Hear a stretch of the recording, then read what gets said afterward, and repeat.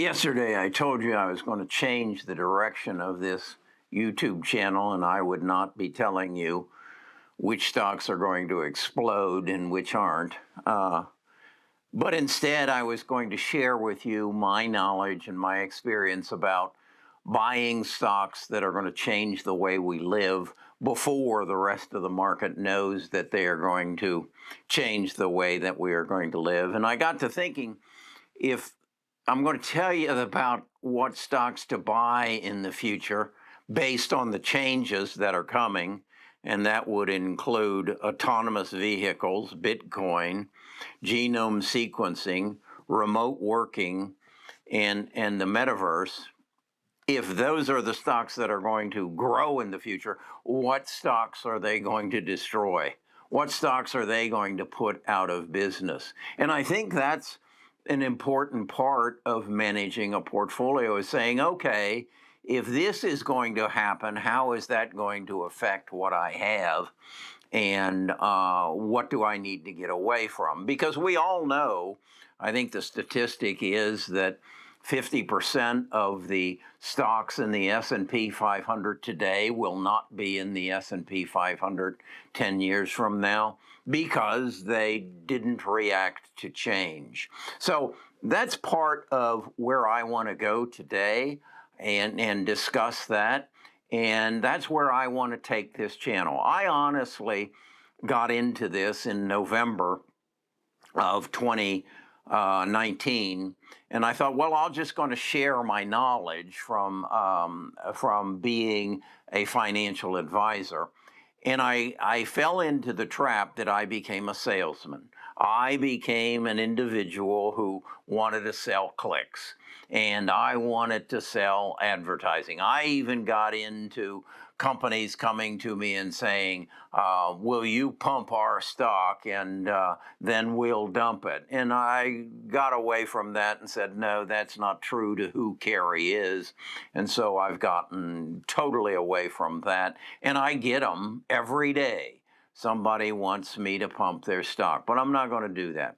So what I want to talk to you about today is, if we recognize that autonomous vehicles are coming, that Bitcoin is going to play a part in our life, that genome sequencing is going to change the world from health care to health cure, and if remote working is going to change where people want to live, and the Metaverse is coming, what is it we want to avoid? What is it we want to get away from so that we don't end up owning one of those S&P 500 stocks that are going to disappear? Sears Roebuck. So that's what I'm going to talk about in this video. The other thing is, I told you that Jack told me, if you make this change in your videos, Carrie, and you don't talk about the stocks that are going to explode, you're going to lose subscribers. And Jack was right. Yesterday's video of the top 10 videos that I've made in the last 28 days, it's number 7. So it's doing about half of what my best videos do. So Jack was right. You will unsubscribe, but we will end up creating a core group of people who want to invest in the future, who do not want to compete with Morgan Stanley and JP Morgan and BlackRock and the big money.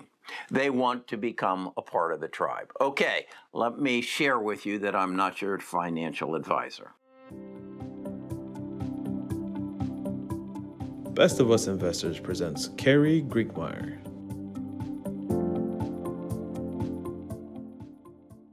Okay, let's take this in some sort of order. My biggest interest, of course, is genome sequencing, because I have a history of cancer in my family. And my mother died of it, my daughter died of it, my father died of it, and I'll probably die of it. And it gives me the hope that we will move away from health care into health cure.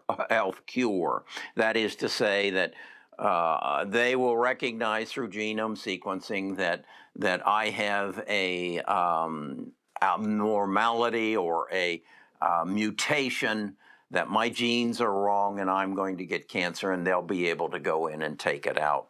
So if I know that's coming, if I'm confident it's coming, what's that going to do to the pharmaceutical companies?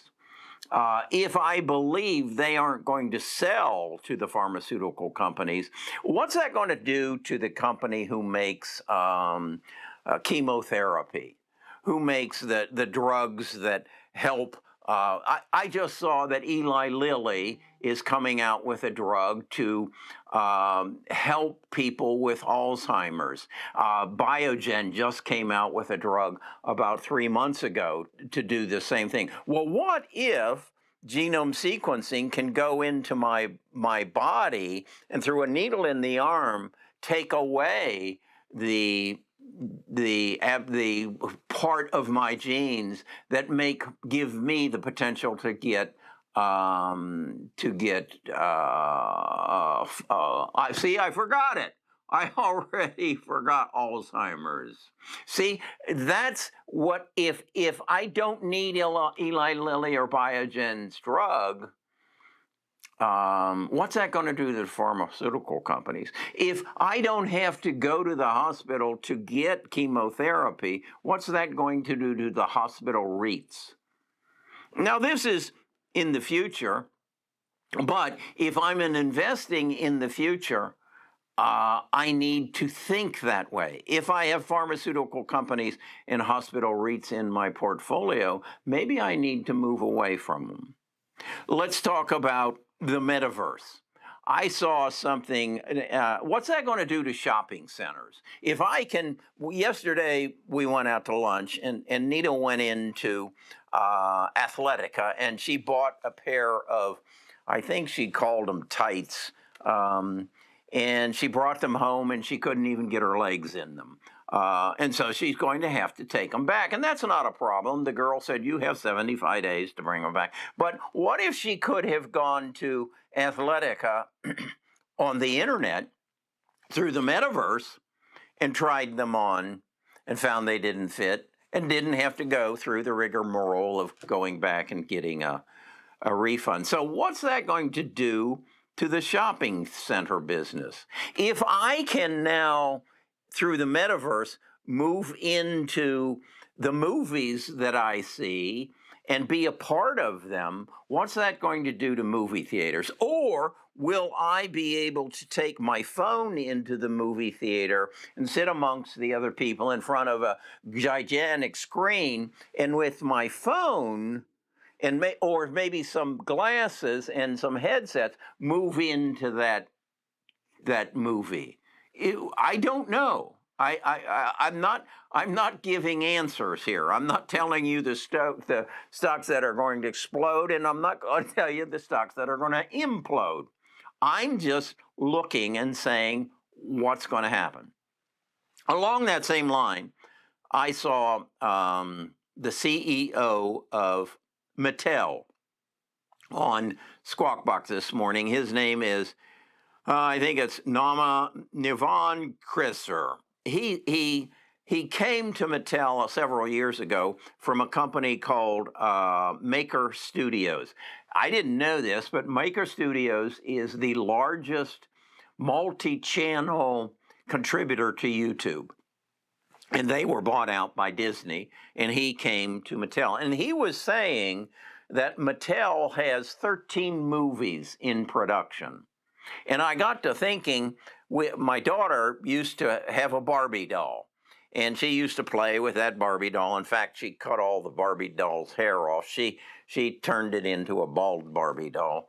What if, and I know what he's doing, he's creating movies that are on Netflix, so my daughter could have watched a movie with Barbie while she played with her doll. What about the metaverse? What is he going to produce movies and games that your daughter can go into wearing some goggles or glasses and go into the metaverse and play with other kids playing with Barbies? What's that going to do to movie theaters? I don't know. And then I look at it And you need to read the article in Wall Street Journal today about Facebook. And Facebook announced that it's going to hire 10,000 workers, and they're going to hire them in Europe. He openly said, we're going to hire them in Europe. What's that? Is that a landmine? Is that a shot across the bow to Congress to say, look, if you're going to beat up on me every day in your congressional meetings, I'm going to take my employment to Europe? I think that's what he just did. But I don't know that they're sharp enough to figure out what he did. He said he's going to spend $10 billion this year on the metaverse, and that will grow to $80 billion to put Facebook as one of the primary platforms that you will enter the metaverse. Maybe to, as I said, to watch a Taylor Swift concert, maybe to watch the Super Bowl. What if, rather than have, or in addition to the 100,000 people that will show up at this year's, or probably 3-4 years Super Bowl, and pay probably an average of $500 a ticket, what if I could go to the Super Bowl for $20 a ticket and sit anywhere I wanted?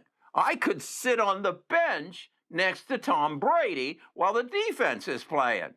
Yeah, what if I could do that? So who do I want to invest in, and who do I want to avoid? Do I want to avoid the shopping centers and the movie theaters? I don't know. But I think if we work together, we can figure it out. Autonomous driving.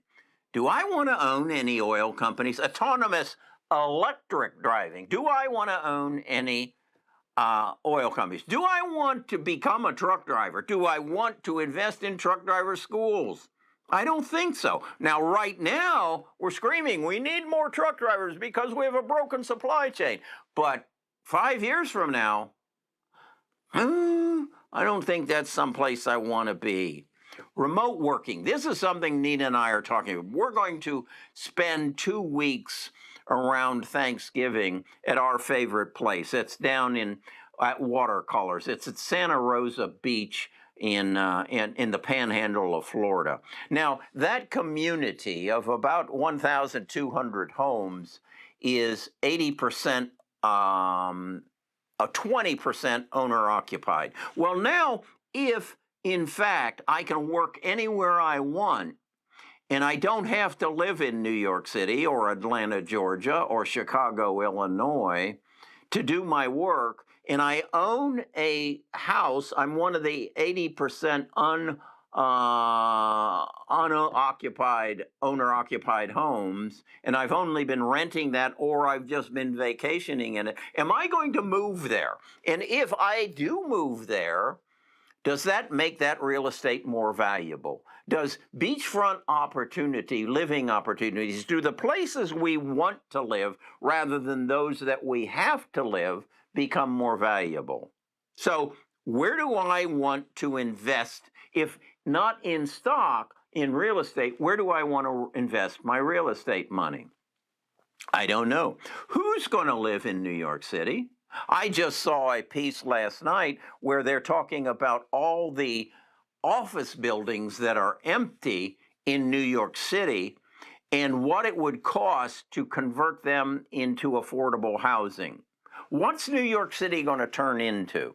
What's Chicago going to turn into? What's downtown Atlanta going to turn into? I live in a neighborhood, and Nita and I were talking about it, and we were counting our neighbors, and we would guess, we're guessing right now, between 70 and 75% of my neighbors are doctors.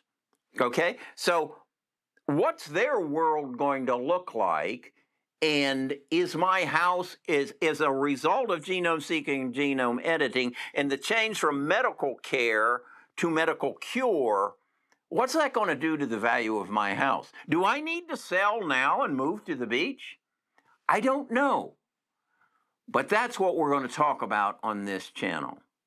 Okay? Then I wanted to talk about how I'm going to look. I looked at my portfolio today.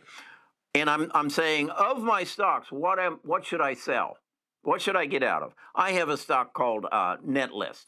it fits nowhere in my portfolio other than they have a substantial lawsuit against Google. And I got into it. I'm up 100% on it.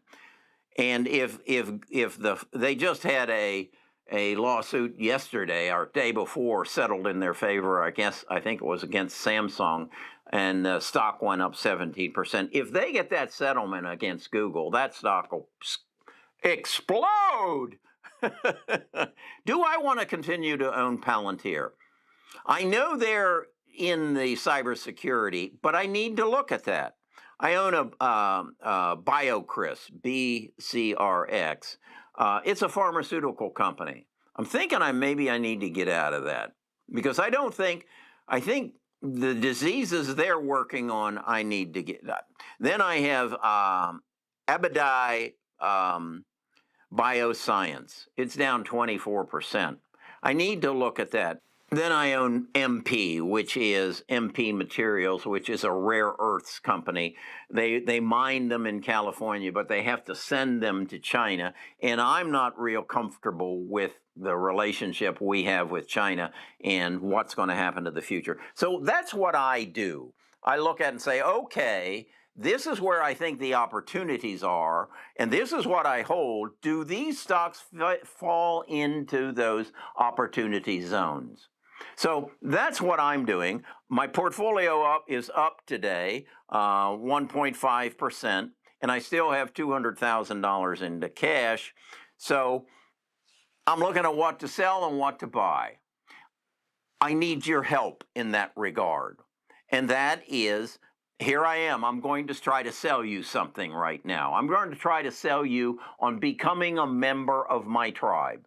Now, I'm going to ask you to go to Best of Us Investors and give me your name and your email address, and then come and commit to $10 a month so that you can get access to my knowledge and the other members of the Discord's knowledge so that you can become a better investor and you can share in what we're doing. I do some private videos. I do every Friday a Zoom meeting because, again, we're approaching this differently. So I'm going to get off my salesman thing and say, I'm not your financial advisor, but I want to be your friend, and I want to help you make good investment decisions, learn how to keep more of what you make by understanding our tax code, and number 3, build family wealth. You're here for a reason, and one of those reasons is to make this place a better place for the people who follow you. Talk to you again tomorrow.